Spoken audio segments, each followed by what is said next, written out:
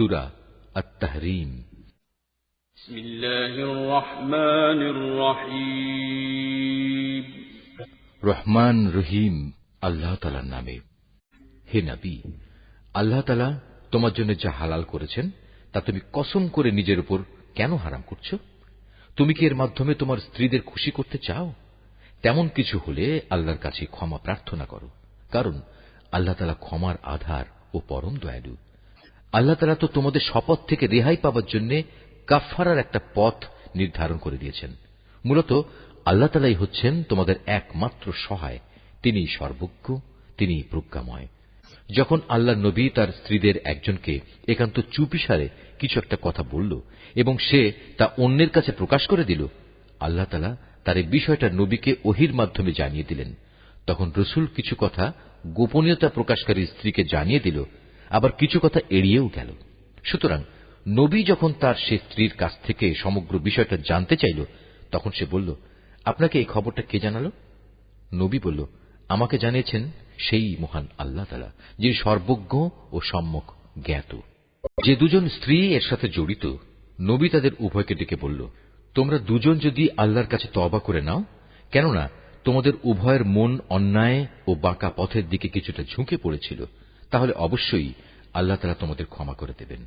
আর যদি তোমরা উভয়ে তার বিরুদ্ধে একে অপরের পৃষ্ঠপোষকতা করো, তাহলে জেনে রাখো আল্লাহ তাআলাই তার নবীর সহায়।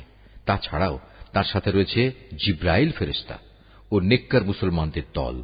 এরপরেও আল্লাহ সমগ্র ফেরেশতাকুল তার সাহায্য করতে এগিয়ে আসবে।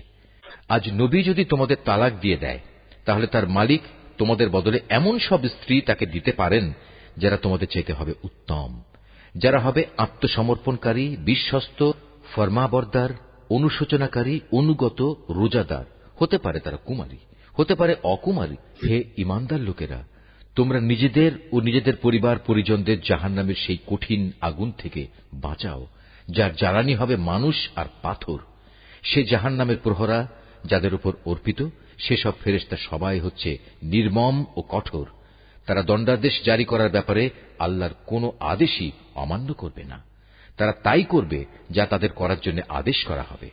সেদিন অস্বীকারীদের তারা বলবে, হে কাফেররা, আজ তোমরা দোষ ছাড়ানোর জন্য কোন রকম অজুহাত তালাশ করো না।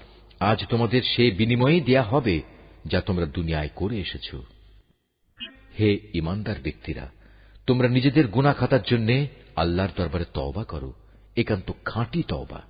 আশা করা যায় এর ফলে তোমাদের মালিক আল্লাহ তাআলা তোমাদের গুনাহসমূহ ক্ষমা করে দেবেন এবং এর বিনিময়ে পরকালে তিনি তোমাদের প্রবেশ করাবেন এমন সুরম্য জান্নাতে, যার তলদেশ দিয়ে প্রবাহিত হবে সুপেয় ঝর্ণাধারা।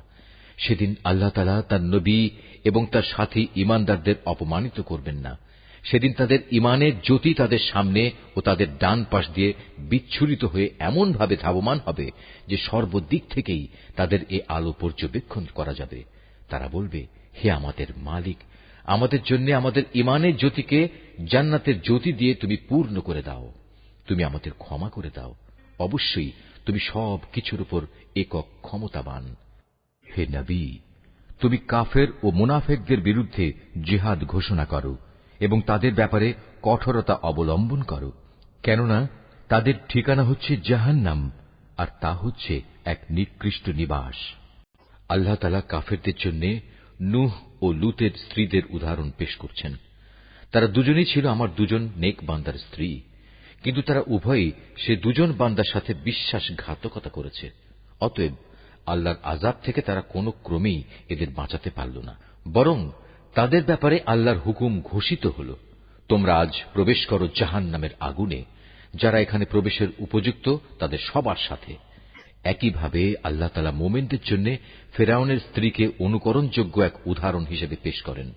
সে প্রার্থনা করেছিল, হে মালিক, জান্নাতে তোমার পাশে তুমি আমার জন্য একখানা ঘর বানিয়ে দিও, আর দুনিয়ার এ ঘরেও তুমি আমাকে ফিরআউন ও তার যাবতীয় কর্মকাণ্ড থেকে বাঁচিয়ে রেখো।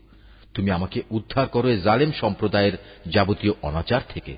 আল্লাহ তাআলা মুমিনদের জন্য আরো দৃষ্টান্ত পেশ করেছেন ইমরানের মেয়ে মারিয়ামের, যে আজীবন তার সতীত্ব রক্ষা করেছে। অতঃপর একদিন আমি আমার সৃষ্ট রূহগুলো থেকে একটি রূহ তাতে ফুঁকে দিলাম। সে তার মালিকের কথা ও তার প্রেরিত কেতাবসমূহের উপর পুরোপুরি বিশ্বাস স্থাপন করেছে, সত্যি সে ছিল আমার একান্ত অনুগত বান্দাদেরই একজন।